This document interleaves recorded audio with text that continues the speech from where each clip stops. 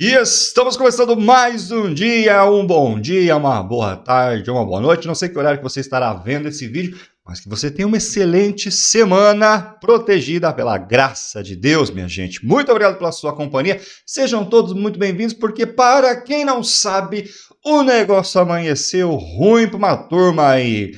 Mauro Cid resolveu chutar de vez, minha gente, o pau da barraca. Pois é, parece que o golpe era furado de vez, minha gente. Será que teremos agora o fim do golpe? Pelo jeito, sim. Isso deixou, sabe quem? Muito do nervoso. Dona Mortadela Lima, gente. Já amanheceu cuspindo Mortadela para todos os lados. E o próprio senhor Xande também. Afinal, o Mário Cid, minha gente, deixou uma bela, sabe do que? Deu linha na pipa e deixou uma bela de uma banana para essa turma.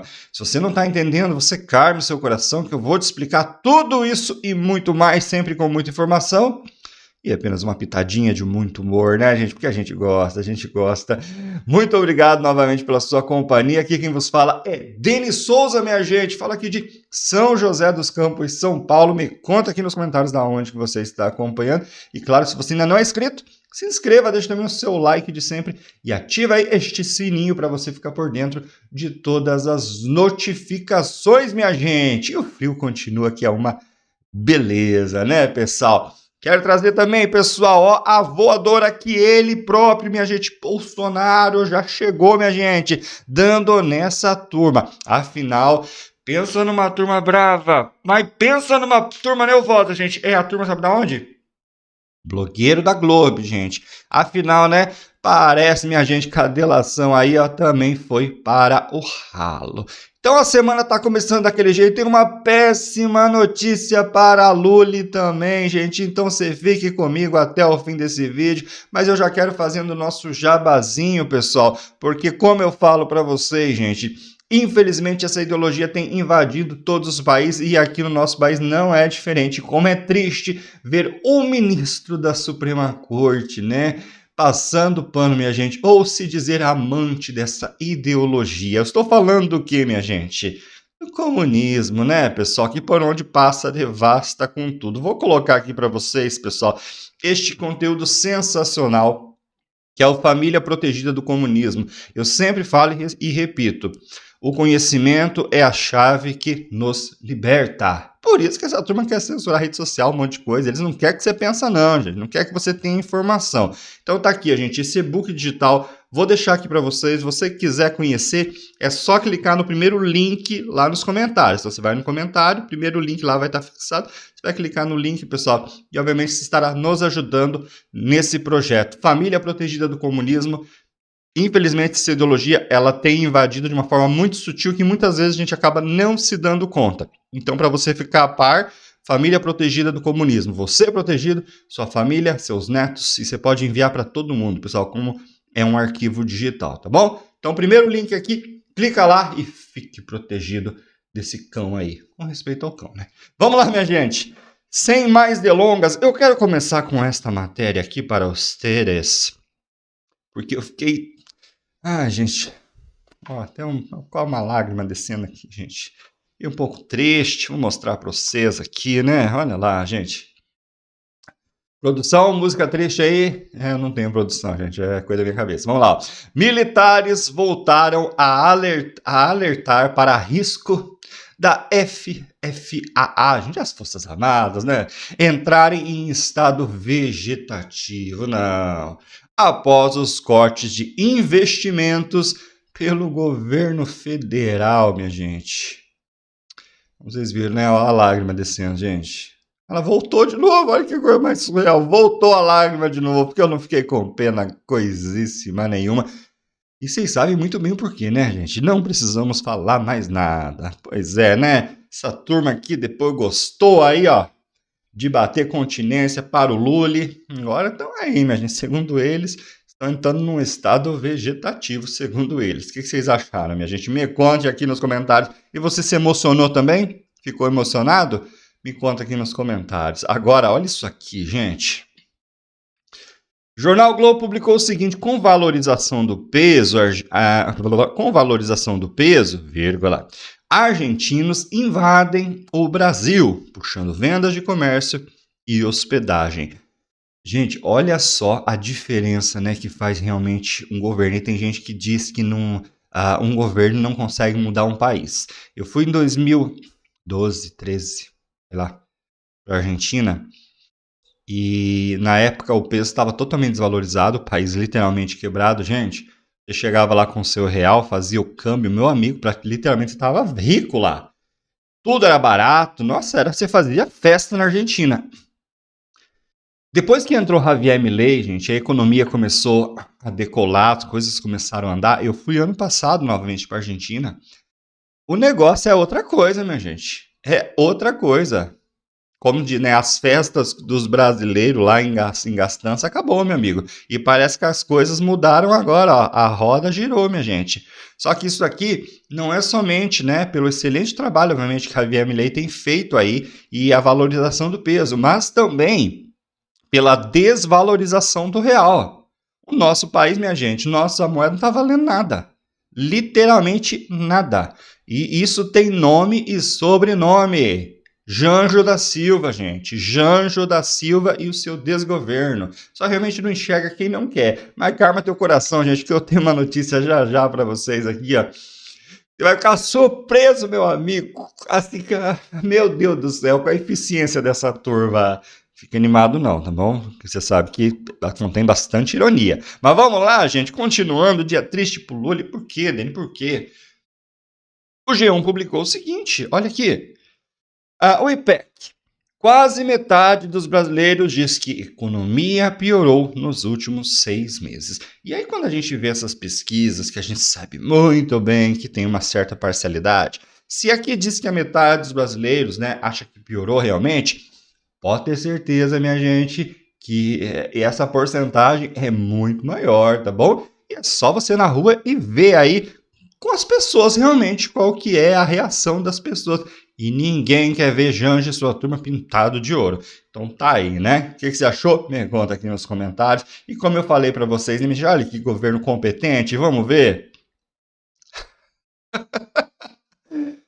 CNN Brasil disse o seguinte: Haddad tira férias em meio ao impasse da IOF, gente. Tá brincadeira, né? O cara resolveu tirar férias, minha gente. O poste acho que tava meio estressado, né? Poste aí, minha gente, tava dando curto, não tava fluindo, não. Que coisa, hein? O próprio, que inclusive é criticado aí pelo próprio governo, pela própria base do governo dele, minha gente. Então, pra você ver, né? Quanta competência. Aí, qual que é o nome disso aqui pra vocês, minha gente? Deixa aqui nos comentários. Surreal, Brasil. Surreal, né? Agora, surreal mesmo, minha gente, é o quê? É o golpe, é o golpe. São 3 anos de golpe, gente. E quando você vê que o golpe foi literalmente para onde? O ralo. Olha só isso aqui, ó. A Veja publicou o seguinte: mentira de Mauro Cid é a esperança de defesa de Bolsonaro e de acusados de golpe. Diz a Globo que não, diz que as coisas não mudaram, que as coisas continuam do mesmo jeito, que Bolsonaro está encrencado, mas não é isso que estão demonstrando. Afinal, o chilique diário demonstra uma preocupação em tudo isso. E a gente vai ver aqui, minha gente, o porquê, né, que realmente eles estão tão desesperados. Mas vamos ler aqui primeiramente esta matéria, ó. Nem Lula nem Bolsonaro deveriam ser presidentes, diz quem? A filha de Cid, gente. Mensagem enviada a um amigo. Uma das filhas de Mauro Cid disse que o Brasil não deveria ser presidido nem por Lula e nem por Bolsonaro, segundo a filha, minha gente, que é uma das que, ó, deu linha na pipa, pessoal. E aí eu vou colocar aqui para vocês o exato momento de Dona Mortadela Lima, gente, que ficou revoltadíssima com essa turma vazando, fugindo do Brasil. Por que será, né? Ué, porque a chave, né, do tal processo que eles querem arrumar aí um pretexto para prender o Bolsonaro, tá todo mundo caindo fora, gente. Vamos ver o que disse essa senhora, solta. Vamos entender. Mauro Cid, 10 horas e 27 minutos. Mauro Cid é alvo de uma busca e apreensão. Neste momento, o delator da trama golpista é alvo de uma busca e apreensão da Polícia Federal. E o cara até deu uma engasgada ali. O delator, né? Que ela mesmo dá ênfase, minha gente, porque é a principal peça. E a partir do momento que essa peça não tá valendo mais nada, a narrativa também não vale, né? Que coisa, hein, dona Mortadela? Que coisa, hein? O Supremo, sim, o ministro Alexandre de Moraes, cogitou a prisão de Mauro Cid. A ordem chegou a ser escrita, mas, segundo a fonte, revogada e jamais entregue ao delator. Então, ele nem sequer chegou a receber ordem de prisão. Mauro Cid é alvo, neste momento, de uma busca e apreensão. Por quê? A Polícia Federal e a Procuradoria-Geral da República querem entender se ele tinha, ciência da trama para fabricar um passaporte português, ou seja, que lhe desse... Da trama, né, gente? Esse pessoal aqui, ó. E tinha que escrever umas novelas pra Globo. Eu acho que essa turma tá na profissão errada. A gente devia ser diretores de novelas chechelentas da Globo. Entrada e abrigo na Europa, já durante o julgamento da trama golpista. Gente, as informações elas estão tão a quente que, segundo a fonte, tudo isso aconteceu durante a noite de ontem. Alta noite, tá? Então, de novo, o que eu tenho de informação confirmada... Alta noite foi demais, gente. Alta noite. E a fonte dela, né? A alta fonte, gente. Fonte voz da cabeça, só se for. Não vou colocar o restante aqui, pessoal, até porque Dona Mortadela Lima... Se você não viu o vídeo anterior, você dá uma olhada, porque foi colocada na geladeira, meu amigo. Surtou demais, Dona Chilique. Surtou demais, deu nisso. Nem a Globo conseguiu aguentar, minha gente. Mas eu vou colocar aqui para vocês, pessoal, o porquê que deu tão ruim, gente, que chegou ao ponto que agora que viu que parece que não tem para onde correr, o seu próprio Mauro Cid, minha gente, deixou-lhe uma banana para a Dona Mortadela, que é a principal aí que fica batendo no próprio, na própria narrativa, seu Xandão também, e para outros. Mas vamos ver aqui o que disse o próprio advogado do Bolsonaro, minha gente, deixando o blogueiro da Globo, minha gente, mas com uma cara de tacho, que até eu fiquei com pena. Vamos ver aqui, ó. 1, 2, 3 e solta. É de que houve mera cogitação, né? Cogitação não é crime. Ah, eu reclamei, o Alexandre de Moraes não foi justo, eu não mostrei a foto do Lula com ditadores, perdi por isso. Cogitação. Né? O que a gente pode fazer? Cogitação. A denúncia é de que houve o início da execução. Quando você tem um ato que inicia a execução, aí tem crime, aí tem tentativa. Quando o Bolsonaro se reúne com ministros militares, é exibido na tela vários considerandos, entre eles, e que ninguém desmentiu, de que a Justiça Eleitoral violou o princípio da moralidade, e aí depois teria as consequências. Isso não é um ato de execução, ou seja, uma reunião do presidente com comandantes militares para sondar sobre essas iniciativas, já não sai do campo da cogitação e entra no plano concreto da tentativa de golpe de Estado? Gente, olha que surreal. Vou explicar aqui rapidinho para vocês. É porque, assim, se você abrir agora onde Mortadela Lima fala, aquela SAD, outros blogueiros da Globo, esse próprio aqui, vocês vão ver que a narrativa sempre estava batendo em cima do quê? Da delação. Tudo era a delação, né, do Mauro Cid. A partir do momento que as mentiras foram pegas no ar aí, e essa delação pode ser anulada a qualquer momento, ela perde força. E o que os blogueiros fazem? Eles precisam fazer o rebolation. E aí começaram a mudar agora. Então agora o delator, tipo assim, já não parece que não faz mais tanta diferença. O negócio é bater em cima do que? Ah, mas Bolsonaro teve reunião com comandantes, não sei o que lá. Isso já não executa um crime? Vocês já viram, gente, a narrativa? E se você pegar este senhor e mais meia dúzia dos blogueiros, é a mesma coisa, pessoal. A mesma frase, é tudo copia e cola, gente. Mas vamos ver a resposta do próprio advogado, né? Aqui respondendo essa turma, gente, ó. Sua pergunta é muito pertinente, Otávio. Eu tenho insistido nisso. Eu vou partir, eu não vou entrar nem nos pormenores do que seria o que foi projetado na tela, as condições, etc., porque para responder satisfatoriamente as perguntas, não preciso nem descer nesse detalhe. Como eu disse para vocês, os crimes contra o Estado Democrático de Direito, tentativa de golpe, etc., todos eles são chamados crimes de forma vinculada. Ou seja, eles só podem ser cometidos mediante violência ou grave ameaça. E essa dicção existe em todos esses crimes. Se você não tem um início de um ato violento, não começa um ato violento, você não tem início de execução. Você ficará um ou dois passos atrás, ou no ato preparatório ou na cogitação, que são impuníveis. Senhor, o blogueiro da Globo sabe disso. Ele está se fazendo desentendido, né? Precisa passar pano. E é importante, até aproveitando o gancho dessa sua pergunta, Guedes, é importante a gente perceber o seguinte, é fundamental a existência da exigência de que o ato seja violento ou decorrente de grave ameaça. Se você subtrair da redação desses artigos esta exigência, você vai ter simplesmente um artigo que vai dizer assim, tentar derrubar o Estado Democrático de Direito, atentar contra as instituições. Aí você vai ter um tipo penal perigosíssimo. historicamente, politicamente muito perigoso. Por quê? De tão aberto, por não definir o que seria uma conduta minimamente atentatória ao Estado Democrático de Direito, você vai poder colocar debaixo desse tipo penal qualquer coisa. Você vai poder, por exemplo, dizer que quem estava na rua protestando pelo impeachment da presidente Dilma, do presidente Collor, estaria tentando contra o Estado Democrático de Direito, ainda que fazendo isso pacificamente. Viu só? Pois é, né? Gente, presta atenção depois na bugada que vai dar aqui no blogueiro da Globo. Então é fundamental respeitar essa exigência. Só para alertar, eu sei, gente, que é chato ficar pausando o vídeo, comentando no meio, mas é que é preciso. Se você não fazer isso, eles bloqueiam, pessoal, que não pode, entendeu? Então você tem que fazer como se fosse um react, né, em cima do vídeo para não ter problema, tá bom? Só explicando. Senão, a norma penal vai acabar virando uma arma política. Ok, então onde está a violência e a grave ameaça? Segundo a Procuradoria-Geral da República, está no dia 8 de janeiro. E ela atribui a Bolsonaro as consequências, essa consequência da violência e da grave ameaça, o 8 de janeiro. Ela diz que Bolsonaro começa numa live a construir uma narrativa falsa de que as urnas eletrônicas não são confiáveis e a partir daí uma série de eventos, passa pela reunião de comandante, passa pela recusa de passar a faixa, de dizer esperem 48 horas, é o povo que decide o destino das Forças Armadas e atribui a Bolsonaro as consequências da grave ameaça e da violência. Não está no 8 de janeiro?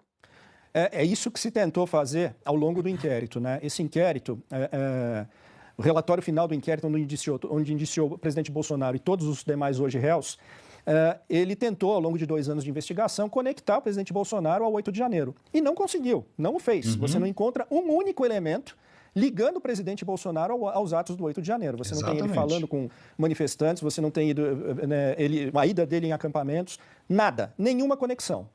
Tanto que o relatório da polícia não fez essa conexão porque não conseguiu. Quando o inquérito encerrado vai para a Procuradoria-Geral da República, muito provavelmente a equipe verificou e falou, olha, se a gente não conectar Bolsonaro ao 8 de janeiro, não tem como formular essa denúncia, justamente por conta da dicção legal que exige a violência ou a grave ameaça como início de execução. Olha, Travou, minha gente, o negócio aqui, ó. Mas enfim, pessoal, ele aqui deixou bem claro, né? E outra, demonstrando que, como agora a tal delação aí do Mauro Cid parece que não tá valendo mais nada, ele pontuou aqui e deixou bem claro que todas essas afirmações e, na verdade, especulações que esses blogueiros vêm fazendo, minha gente, já foram apresentadas provas que o Bolsonaro não tem absolutamente nada a ver com isso, pessoal. E o desespero dessa turma é surreal. Para você ter uma ideia, piorou, sabe por quê, minha gente? Olha só como começa a semana para essa turma, minha gente. Olha isso. Folha de São Paulo publicou o seguinte: advogado diz que Mauro Cid não deve explicações, minha gente, sobre viagem da família e manda a Procuradoria-Geral da República, sabe o que, ó?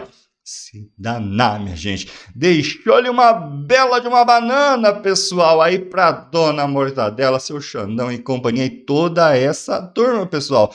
O cara literalmente perdeu a paciência. Pois é, né? É aquele negócio, minha gente. E aí os blogueiros estão surtando mais ainda por conta disso aqui que eu vou botar pra vocês, pessoal. E eu já encerro também o vídeo, que são as próprias palavras do presidente Bolsonaro, ó, morre um golpe, gente. O coronel Mauro Cid, em todas as perguntas que lhe foram feitas, que tenha havido tentativa de golpe e que Bolsonaro tenha participado de algo que não aconteceu. Quanto às minutas, a única coisa que se provou é que elas não existem, pessoal. Ou seja, Mauro Cid, pessoal, negou todas as perguntas feitas e jogou tudo aí, como vocês viram, gente. Tudo no ralo. O golpe, literalmente, furou, gente. Não tem golpe. Agora vamos ver qual que vai ser o próximo passo dessa turma, gente. Porque definitivamente o tal do golpe, ou pelo menos a narrativa do golpe, chegou ao fim.